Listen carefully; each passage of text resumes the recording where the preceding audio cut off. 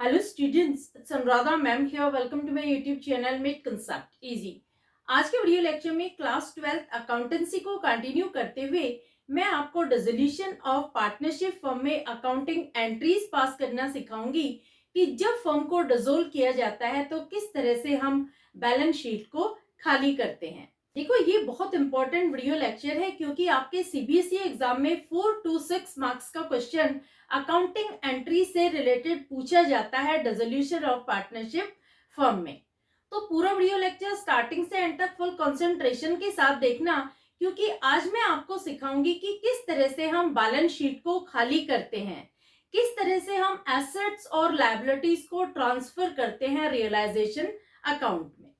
Resolution of partnership firm से related जो भी थियोरेटिकल पोर्शन है वो सारा मैं आपको अच्छे से डिटेल्ड मैनर में क्लियर कर चुकी हूँ। उसका लिंक मैं आपको डिस्क्रिप्शन बॉक्स में दे दूंगी ताकि आप theories of dissolution of partnership firm भी अच्छे से पढ़ सकें। आज मैं आपको बता रही हूँ कि किस तरह से डिसोल्यूशन ऑफ पार्टनरशिप फर्म में बैलेंस शीट को खाली किया जाता है। देखो, जब फर्म डिसोल्व होती है तो किस तरह से हम एसेट्स और लायबिलिटीज को ट्रांसफर करते हैं रियलाइजेशन अकाउंट में। सबसे पहले मैं आपको बता रही हूं कि जब एसेट ट्रांसफर की जाती है रियलाइजेशन अकाउंट में तो हमें क्या इंपॉर्टेंट पॉइंट्स ध्यान रखने होते हैं। देखो, जब आप एसेट को ट्रांसफर करते हैं रियलाइजेशन अकाउंट में तो सबसे पहले तो एसेट को बुक वैल्यू पर ट्रांसफर किया जाता है, ये आप ध्यान रखना। यानी जो वैल्यू बैलेंस शीट में गिवन है उसी वैल्यू पर आपको एसेट ट्रांसफर करनी है रियलाइजेशन अकाउंट में। दूसरा, जो एसेट कैश में कन्वर्ट की जा सकती है उन्हें हम ट्रांसफर करेंगे रियलाइजेशन अकाउंट में। जिन एसेट को कैश में कन्वर्ट नहीं किया जा सकता उन्हें हम ट्रांसफर नहीं करेंगे। तो देखो, बैलेंस शीट में से सारी एसेट रियलाइजेशन अकाउंट में ट्रांसफर की जाती है एक्सेप्ट फ्यू एसेट्स। कौन कौन सी एसेट है जो हम रियलाइजेशन अकाउंट में ट्रांसफर नहीं करते? पहली आती है cash bank account. Cash bank account को हम कभी भी रियलाइजेशन अकाउंट में ट्रांसफर नहीं करते क्योंकि ये ऑलरेडी लिक्विड फॉर्म में है। दूसरी एसेट आती है fictitious asset। fictitious asset, fictitious asset क्या होती है ये मैं अभी आपको एक्सप्लेन करूंगी। पहले आप इतना समझ लो कि अगर बैलेंस शीट में कोई fictitious asset गिवन है तो उसे आप रियलाइजेशन में ट्रांसफर नहीं करेंगे। तीसरा पॉइंट आता है loan to partner. Loan to partner, अगर फर्म ने पार्टनर को कोई लोन दिया है तो उसे आप कभी भी रियलाइजेशन अकाउंट में ट्रांसफर नहीं करेंगे। तो ये जो आइटम है इन आइटम का हम कैसे ट्रीटमेंट करेंगे, क्योंकि देखो हमें तो बैलेंस शीट बंद करनी है। तो अगर इन्हें हम रियलाइजेशन अकाउंट में ट्रांसफर नहीं करेंगे तो इनका क्या करेंगे। देखो, जो कैश बैंक अकाउंट है ये सेपरेट अकाउंट प्रिपेयर किया जाएगा। दूसरा, जो फिक्टिशियस एसेट है इन्हें हम पार्टनर्स के कैपिटल अकाउंट में ट्रांसफर कर देंगे। तीसरा, जो लोन टू पार्टनर है ये भी सेपरेट अकाउंट प्रिपेयर किया जाएगा। तो ये आपको एसेट से रिलेटेड कुछ पॉइंट्स समझ में आ गए कि जब हम रियलाइजेशन अकाउंट में एसेट को ट्रांसफर करेंगे तो कैश बैंक को ट्रांसफर नहीं करेंगे। दूसरा, जो फिक्टिशियस एसेट है उसे ट्रांसफर नहीं करेंगे।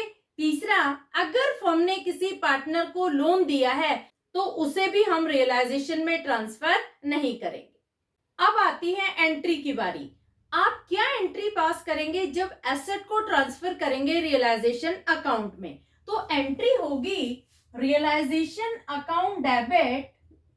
Realisation account debit to sundry asset account.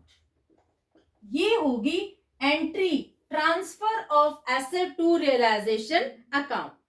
Clear? तो आपको ये अच्छे से समझ में आ गया कि किस तरह से हम एसेट को ट्रांसफर करते हैं रियलाइजेशन अकाउंट में। अब हम बात करते हैं सेकंड एंट्री की। देखो, कई बार क्या होता है कि एसेट के अगेंस्ट कुछ प्रोविजन और रिजर्व गिवन होते हैं बैलेंस शीट में, तब आप कैसे ट्रांसफर करेंगे एसेट को। जैसे देखो फॉर एग्जांपल आपको डेटर्स दिए हैं 20,000 rupees, less provision for doubtful dates है ₹2,000 और आपको बुक वैल्यू दी है ₹18,000। ये बैलेंस शीट है आपकी, ये एसेट साइड है। एसेट साइड में आपको डेटर्स गिवन है ₹20,000, उसमें से आपको less provision for doubtful dates है ₹2,000 और 18,000 दिखाया है आपको आउटर कॉलम में, यानी एसेट की बुक वैल्यू है ₹18,000। तो इस केस में आप किस तरह से डेटर को ट्रांसफर करेंगे रियलाइजेशन अकाउंट में। देखो इस केस में आप दो एंट्री पास करेंगे। पहली एंट्री क्या होगी कि जब आप डेटर को ट्रांसफर करेंगे रियलाइजेशन अकाउंट में तो ग्रोस वैल्यू पर ट्रांसफर करेंगे, और एंट्री क्या होगी, realisation account debit to debtors account. दूसरा, आप प्रोविजन फॉर डाउटफुल डेट्स के लिए एंट्री पास करेंगे। एंट्री क्या होगी, provision for doubtful debts account debit to realisation account, amount होगी ₹2,000। देखो आप हमेशा ये ध्यान रखना कि अगर किसी भी एसेट के अगेंस्ट प्रोविजन या रिजर्व दिया है तो आप हमेशा एसेट की ग्रोस वैल्यू को कंसीडर करेंगे, बुक वैल्यू को कंसीडर नहीं करेंगे। जैसे देखो क्वेश्चन में डेटर की ग्रोस वैल्यू है ₹20,000, तो आप 20,000 को कंसीडर करेंगे। जब आप डेटर को ट्रांसफर करेंगे रियलाइजेशन अकाउंट में 18,000 जो बुक वैल्यू है इसे आप कंसीडर नहीं करेंगे, क्योंकि देखो आप दूसरी एंट्री पास कर रहे हैं प्रोविजन फॉर डाउटफुल डेट्स की जो है ₹2,000 की, जिसमें आप रियलाइजेशन को क्रेडिट करेंगे तो नेट इफेक्ट आएगा 18,000, लेकिन आप कभी भी डेटर को 18,000 शो नहीं करेंगे रियलाइजेशन अकाउंट में। समझ में आया? तो दो एंट्री इस केस में आप पास करेंगे। किस तरह से आप एंट्री लिखेंगे, पहली एंट्री क्या होगी, पहली एंट्री होगी रियलाइजेशन अकाउंट डेबिट, अमाउंट कितनी होगी, अमाउंट होगी ₹20,000, क्योंकि डेटर की ग्रोस वैल्यू है ₹20,000, तो आप लिखेंगे ₹20,000 to debtors account, amount will be same. एक तो ये एंट्री हो गई, और दूसरी एंट्री क्या होगी, दूसरी एंट्री होगी provision for doubtful debts account debit, amount कितनी होगी, अमाउंट होगी ₹2,000। देखो प्रोविजन दिया है ₹2,000 का, तो आप प्रोविजन फॉर डाउटफुल डेट्स में डेबिट करेंगे amount ₹2,000 to realisation account, amount will be ₹2,000। तो आपको समझ में आया, ये दो एंट्री हम पास करेंगे जब कोई प्रोविजन और रिजर्व अगेंस्ट एसेट क्वेश्चन में गिवन होता है। ये आप ध्यान रखना, जरूर इस तरह के क्वेश्चन आते हैं एग्जाम में, आपको डेटर्स दे देंगे, less provision for doubtful dates दिखा देंगे, या आपको एसेट साइड इन्वेस्टमेंट दे देंगे और liability side investment fluctuation fund दे देंगे। इस केस में भी आपको सेम ट्रीटमेंट ही करना होगा, दो एंट्री आपको पास करनी होगी। एसेट की ग्रोस वैल्यू से आप रियलाइजेशन को डेबिट करेंगे और प्रोविजन और रिजर्व के अमाउंट से आप रियलाइजेशन को क्रेडिट करेंगे। क्लियर?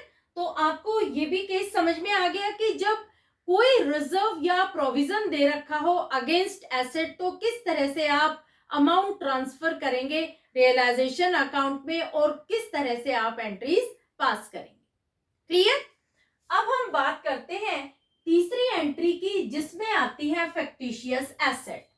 देखो कई बार क्या होता है कि बैलेंस शीट की asset side fictitious asset given होती है। फिक्टिशियस एसेट को कभी भी आप रियलाइजेशन में ट्रांसफर नहीं करेंगे। क्या होती है फिक्टिशियस एसेट? देखो फिक्टिशियस एसेट में आती है, ये बैलेंस शीट है और बैलेंस शीट की एसेट साइड आपको मिलेगा debit balance of profit and loss account. या तो आपको एक्यूमुलेटेड लॉसेस मिलेंगे जिसमें डेबिट बैलेंस होगा प्रॉफिट एंड लॉस अकाउंट का, या फिर आपको डेफर्ड रेवेन्यू एक्सपेंडिचर मिलेगा जिसमें आता है एडवर्टाइजमेंट सस्पेंस अकाउंट। ये आपको क्वेश्चन में गिवन होगा। तो देखो, अगर आपको डेबिट बैलेंस मिलता है प्रॉफिट एंड लॉस अकाउंट का, या आपको एडवर्टाइजमेंट सस्पेंस अकाउंट मिलता है, तो इसे आप कभी भी रियलाइजेशन में ट्रांसफर मत करना। इसे आप ट्रांसफर करेंगे पार्टनर्स कैपिटल अकाउंट में।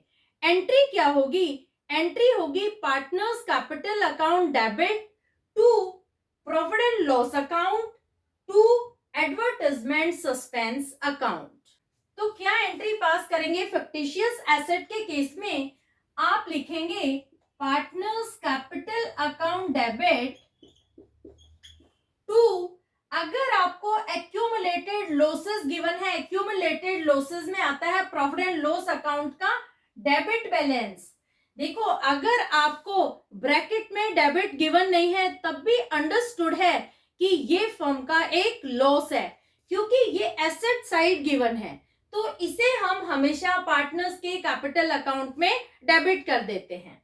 तो एंट्री होगी partners capital account debit to profit and loss account. और अगर आपको क्वेश्चन में डेफर्ड रेवेन्यू एक्सपेंडिचर गिवन है, डेफर्ड रेवेन्यू एक्सपेंडिचर में आएगा एडवर्टाइजमेंट सस्पेंस अकाउंट, तो आप यहां लिख देंगे टू एडवर्टाइजमेंट सस्पेंस अकाउंट। ये कभी भी रियलाइजेशन अकाउंट में ट्रांसफर नहीं होती, ये आप ध्यान रखना। रियलाइजेशन अकाउंट में कभी भी एक्यूमुलेटेड लॉसेस और डेफर्ड रेवेन्यू एक्सपेंडिचर ट्रांसफर नहीं होते हैं, ये हमेशा ट्रांसफर होते हैं पार्टनर्स कैपिटल अकाउंट में। और एंट्री होती है partners capital account debit to accumulated losses account, जिसमें आता है debit balance of profit and loss account, और दूसरा आता है डेफर्ड रेवेन्यू एक्सपेंडिचर जिसमें आता है टू एडवर्टाइजमेंट सस्पेंस अकाउंट।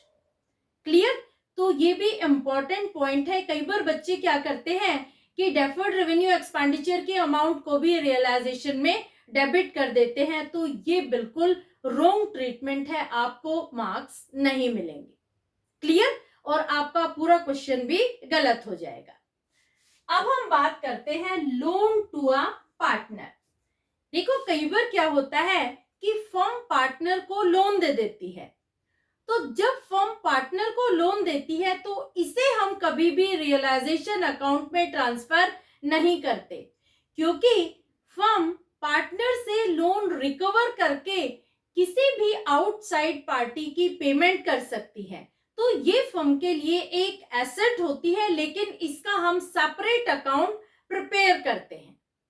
समझ आया? तो loan given to a partner कभी भी रियलाइजेशन अकाउंट में ट्रांसफर नहीं होगा। इसके लिए आप क्या एंट्री पास करेंगे? आप एंट्री पास करेंगे cash bank account debit, cash bank account debit to loan to partner, ये एंट्री होगी। ठीक है? कभी भी आप लोन टू अ पार्टनर ये रियलाइजेशन में ट्रांसफर मत करना। कैश बैंक को हम डेबिट क्यों करते हैं? क्योंकि देखो, जब पार्टनर फर्म को लोन लौटाएगा, लोन की अमाउंट रीपे करेगा, तो फर्म को कैश रिसीव होगा। इस वजह से हमने कैश बैंक को डेबिट किया है और लोन टू पार्टनर को क्रेडिट किया है। क्लियर? देखो, जब आप एसेट को ट्रांसफर करते हैं रियलाइजेशन अकाउंट में, तो इन्हीं पॉइंट्स को हम यूजुअली कंसीडर करते हैं। कौन कौन से पॉइंट्स हैं? सबसे पहला पॉइंट है कैश और बैंक बैलेंस को कभी भी आप रियलाइजेशन अकाउंट में ट्रांसफर नहीं करेंगे। दूसरा, फैक्टिशियस एसेट को आप कभी भी रियलाइजेशन में ट्रांसफर नहीं करेंगे, इसे आप पार्टनर्स कैपिटल अकाउंट में डेबिट करेंगे। तीसरा, अगर फर्म ने किसी पार्टनर को लोन दिया है तो इसे भी आप रियलाइजेशन अकाउंट में ट्रांसफर नहीं करेंगे। लोन टू पार्टनर ये एक सेपरेट अकाउंट प्रिपेयर किया जाएगा और एंट्री क्या होगी? एंट्री होगी cash bank account debit to loan to partner account. Clear? अब हम बात करते हैं फॉर क्लोजिंग ऑफ लायबिलिटीज। जब आप लायबिलिटीज को ट्रांसफर करेंगे रियलाइजेशन अकाउंट में तो कौन कौन सी बातें आपको ध्यान रखनी है। देखो, जब आप लायबिलिटीज को ट्रांसफर करेंगे रियलाइजेशन अकाउंट में तो सिर्फ उन्हीं लायबिलिटीज को ट्रांसफर करेंगे जो थर्ड पार्टी से रिलेटेड है। जैसे sundry creditors, bills payable, bank overdraft, outstanding expenses, ये सारी आउटसाइड लायबिलिटीज हैं जिनको हम ट्रांसफर करेंगे रियलाइजेशन अकाउंट में। देखो, अगर किसी पार्टनर की वाइफ ने फर्म में लोन दिया है तो इसके लिए क्या ट्रीटमेंट होगा? क्या पार्टनर की वाइफ के लोन का सेपरेट अकाउंट प्रिपेयर किया जाएगा? नहीं। पार्टनर की वाइफ ने जो लोन दिया है ये एक आउटसाइड लायबिलिटी है, इसका भी सेम ट्रीटमेंट होगा जो इन सब लायबिलिटीज का होगा। यानी पार्टनर की वाइफ के लोन की अमाउंट को भी हम रियलाइजेशन अकाउंट में ही ट्रांसफर करेंगे। तो जो लायबिलिटीज आउटसाइड पार्टी से रिलेटेड होती है उन्हें हम ट्रांसफर करते हैं रियलाइजेशन अकाउंट में। तो क्या एंट्री पास होगी? एंट्री पास होगी sundry liabilities account debit to realisation account. ये होगी इसकी एंट्री। जैसे ये सारे आइटम गिवन है तो आप लिखेंगे sundry creditors account debit, bills payable account debit, bank overdraft account debit, outstanding expenses account debit to realisation account, और सारी अमाउंट को आप टोटल करके दिखाएंगे रियलाइजेशन अकाउंट। क्लियर? तो ये फर्स्ट इंपॉर्टेंट पॉइंट था जब हम लायबिलिटी को ट्रांसफर करते हैं रियलाइजेशन अकाउंट में। इस पॉइंट को आप ध्यान रखेंगे। अब हम लेते हैं next point, when undistributed profits are given in the balance sheet। देखो, कई बार क्या होता है कि बैलेंस शीट में आपको जनरल रिजर्व गिवन होता है या क्रेडिट बैलेंस दिया होता है प्रॉफिट एंड लॉस अकाउंट का, या वर्कमैन कंपनसेशन रिजर्व की अमाउंट गिवन होती है। तो क्या इन्हें भी आप रियलाइजेशन अकाउंट में ट्रांसफर करेंगे? नहीं, इन्हें आप कभी भी रियलाइजेशन अकाउंट में ट्रांसफर नहीं करेंगे। तो इनका ट्रीटमेंट क्या होगा? इन्हें हम पार्टनर्स कैपिटल अकाउंट में क्रेडिट करेंगे। देखो, जो अनडिस्ट्रीब्यूटेड प्रॉफिट होते हैं जैसे जनरल रिजर्व है, ये बैलेंस शीट में गिवन है लायबिलिटी साइड, तो इसे आप भूल कर भी रियलाइजेशन में ट्रांसफर मत करना। इसे आप पार्टनर्स के कैपिटल अकाउंट में ट्रांसफर करेंगे in their profit sharing ratio. और एंट्री क्या होगी? एंट्री होगी general reserve account debit. Amount जो भी गिवन है वो आप अमाउंट लिख देंगे। अगर आपको क्वेश्चन में क्रेडिट बैलेंस दिया है प्रॉफिट एंड लॉस अकाउंट का, तो आप लिख देंगे profit and loss account debit to partners capital account.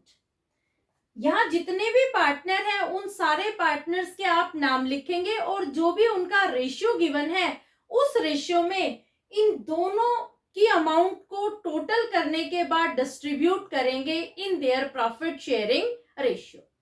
तो समझ आया? कभी भी आप अनडिस्ट्रीब्यूटेड प्रॉफिट को ट्रांसफर नहीं करेंगे रियलाइजेशन अकाउंट में। अब देखो, जो वर्कमैन कंपनसेशन रिजर्व है ये एक बहुत इंपॉर्टेंट पॉइंट है। इससे रिलेटेड मैं आपको 4 केसेस समझा रही हूँ।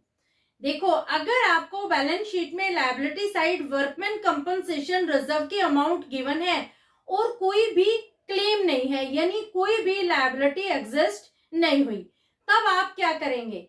तब आप एंटायर अमाउंट वर्कमैन कंपनसेशन की पार्टनर्स के कैपिटल अकाउंट में क्रेडिट कर देंगे। तो एंट्री क्या होगी? एंट्री होगी when there is no claim of workman compensation। तो आप फर्स्ट केस में एंट्री पास करेंगे workman compensation reserve account debit to partners capital account. ये एंट्री बिल्कुल वैसी होगी जैसे हमने जनरल रिजर्व और क्रेडिट बैलेंस और प्रॉफिट एंड लॉस अकाउंट की पास की है। ये नो क्लेम के टाइम एंट्री पास होगी। अगर पार्टनर्स ने वर्कमैन कंपनसेशन रिजर्व की अमाउंट क्रिएट की है और कोई भी क्लेम एग्जिस्ट नहीं होता है, तो जो रिजर्व की अमाउंट है उसे सारे पार्टनर्स के बीच में उनके प्रॉफिट शेयरिंग रेशियो में डिस्ट्रीब्यूट कर दिया जाएगा। तो फर्स्ट केस आपको क्लियर हो गया। अब हम बात करते हैं सेकंड केस की। When workman claim is less than workman compensation reserve. देखो, जब वर्कमैन क्लेम की अमाउंट कम है लेकिन वर्कमैन कंपनसेशन रिजर्व की अमाउंट ज्यादा है, तो इस केस में किस तरह से आप ट्रीटमेंट करेंगे? जैसे देखो, वर्कमैन क्लेम है ₹8,000, लेकिन आपने वर्कमैन कंपनसेशन रिजर्व क्रिएट किया था ₹20,000। आपने तो 20,000 रुपए रिजर्व के रखे थे वर्कमैन क्लेम के, लेकिन वर्कमैन क्लेम सिर्फ 8,000 रुपीज ही एग्जिस्ट हुआ है। तो इस केस में आप क्या करेंगे कि जितनी भी क्लेम की अमाउंट है, इस अमाउंट के इक्वल अमाउंट आप ट्रांसफर कर देंगे रियलाइजेशन अकाउंट में, और जो बैलेंस बचेगा उसे आप पार्टनर्स के बीच में डिस्ट्रीब्यूट कर देंगे उनके प्रॉफिट शेयरिंग रेशियो में। तो एंट्री क्या होगी? एंट्री होगी workman compensation reserve account debit. जैसे देखो, यहाँ ₹20,000 है, तो हम लिख देते हैं ₹20,000 टू वर्कमैन क्लेम। क्लेम कितना है? क्लेम है ₹8,000, तो हम यहाँ पर दिखा देंगे ₹8,000। बैलेंस कितना बच गया? 20,000 में से 8,000 माइनस करेंगे तो बैलेंस बचेगा ₹12,000। 12,000 को आप पार्टनर्स कैपिटल में क्रेडिट कर देंगे। ठीक है, पार्टनर्स कैपिटल में क्रेडिट कर देंगे ₹12,000। ये एंट्री होगी when workman claim is less than workman compensation reserve. समझ आया? अमाउंट इक्वल टू लायबिलिटी हम ट्रांसफर कर देते हैं रियलाइजेशन अकाउंट में, और जो बैलेंस बचता है उसे सारे पार्टनर्स आपस में डिस्ट्रीब्यूट कर लेते हैं अपने प्रॉफिट शेयरिंग रेशियो। क्लियर? अब हम बात करते हैं थर्ड केस की। थर्ड केस में क्या है? When workman claim is equal to workman compensation reserve. देखो, यहाँ पर दोनों ही इक्वल है, वर्कमैन क्लेम और workman compensation reserve. Suppose reserve की अमाउंट भी 20,000 है और वर्कमैन ने क्लेम भी ₹20,000 ही किया है, तो इस केस में आप क्या करेंगे? इस केस में एंटायर अमाउंट ऑफ रिजर्व आप ट्रांसफर कर देंगे रियलाइजेशन अकाउंट में। तो एंट्री क्या होगी? एंट्री होगी workman compensation reserve account debit to realisation account. ठीक है, जब क्लेम की अमाउंट और रिजर्व की अमाउंट दोनों इक्वल होती हैं, तो हम एंट्री पास करते हैं workman compensation reserve account debit to realisation account. Clear? अब हम बात करते हैं फोर्थ केस की। When workman claim is more than workman compensation reserve. यहाँ पर जो क्लेम है वो ज्यादा है लेकिन रिजर्व की अमाउंट कम है, तो हम क्या करेंगे? इस केस में भी जितनी रिजर्व की अमाउंट क्रिएट की गई है, एंटायर अमाउंट को हम ट्रांसफर कर देंगे रियलाइजेशन अकाउंट में। तो एंट्री क्या होगी? एंट्री होगी workman compensation reserve account debit to realisation account. जैसे वर्कमैन ने 25,000 का क्लेम किया है, लेकिन हमारे पास रिजर्व सिर्फ है ₹20,000 का, तो 20,000 एंटायर अमाउंट हम ट्रांसफर कर देंगे रियलाइजेशन अकाउंट में। एंट्री होगी workman compensation reserve account debit to realisation account. तो ये 4 तरह के केसेस हैं। इन चारों में से एक केस जरूर आपके एग्जाम में पूछा जाएगा अगर आपको वर्कमैन कंपनसेशन रिजर्व की अमाउंट क्वेश्चन में गिवन है। तो ये चारों केसेस होपफुली आपको अच्छे से क्लियर हो गए होंगे। अब मैं लायबिलिटी का नेक्स्ट पॉइंट ले रही हूं। नेक्स्ट पॉइंट आता है पार्टनर्स लोन अकाउंट। देखो, अगर किसी पार्टनर ने फर्म को लोन दिया है तो इसे कभी भी रियलाइजेशन में ट्रांसफर नहीं किया जाता है।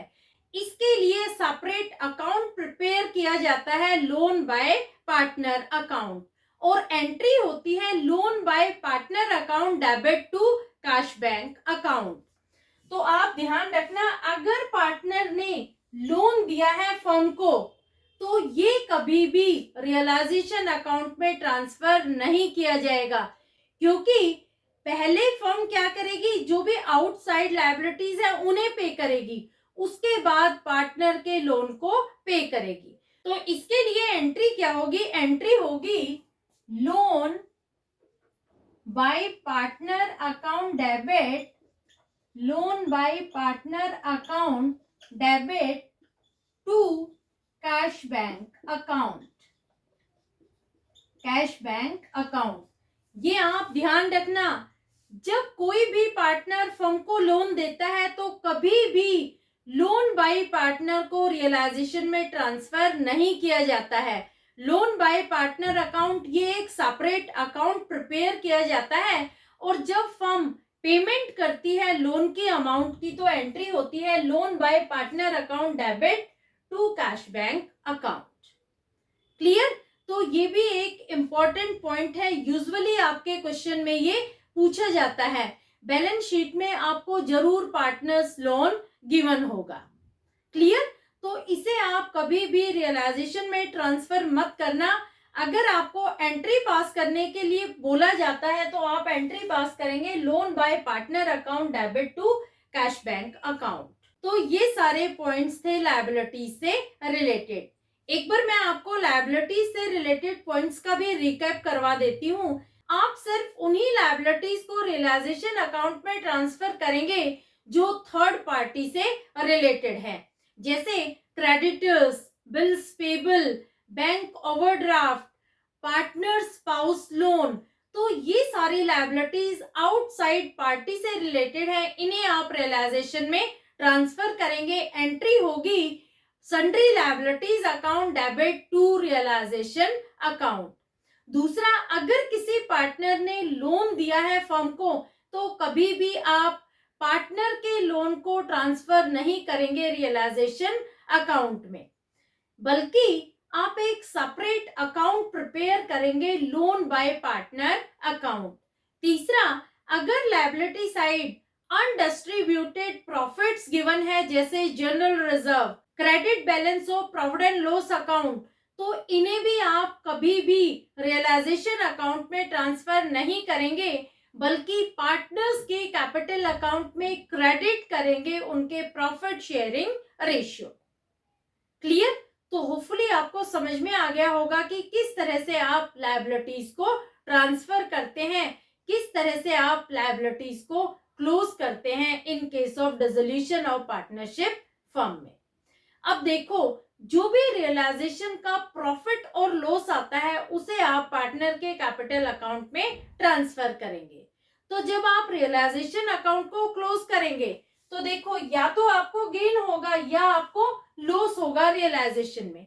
तो अगर गेन ऑन रियलाइजेशन है तो आप पार्टनर्स के कैपिटल अकाउंट को क्रेडिट कर देंगे, और अगर लॉस ऑन रियलाइजेशन है तो आप पार्टनर्स के कैपिटल अकाउंट को डेबिट कर देंगे। तो किस तरह से आप एंट्रीज लिखेंगे, गेन इन रियलाइजेशन। अगर रियलाइजेशन में गेन होता है तो आप लिखेंगे realisation account debit to partners capital account. और अगर लॉस होता है, लॉस इन रियलाइजेशन, तो इस एंट्री का आप रिवर्स कर देंगे। एंट्री हो जाएगी partners capital account debit to realisation account. ये एंट्री भी आपको जरूर पास करनी होगी, क्योंकि जब आप रियलाइजेशन अकाउंट को क्लोज करेंगे तो या तो आपको गेन मिलेगा, अगर गेन मिलता है तो आप रियलाइजेशन को डेबिट कर देंगे और पार्टनर्स कैपिटल को क्रेडिट कर देंगे, और अगर लॉस मिलता है रियलाइजेशन में तो आप अपोजिट एंट्री पास कर देंगे, पार्टनर्स कैपिटल को आप डेबिट कर देंगे और रियलाइजेशन को क्रेडिट। तो होपफुली अकाउंटिंग एंट्रीज आपको समझ में आ गई होगी कि किस तरह से जब हम बैलेंस शीट को क्लोज करते हैं, कैसे हम एसेट को ट्रांसफर करते हैं और किस तरह से हम लायबिलिटीज को ट्रांसफर करते हैं। नेक्स्ट वीडियो लेक्चर में मैं आपको एडजस्टमेंट से रिलेटेड एंट्रीज क्लियर करूंगी। मेरे चैनल को आप सब्सक्राइब जरूर कर लेना, लिंक अपने फ्रेंड्स को भी जरूर शेयर कर देना ताकि उनके भी डाउट अच्छे से क्लियर हो जाए। Thank you so much.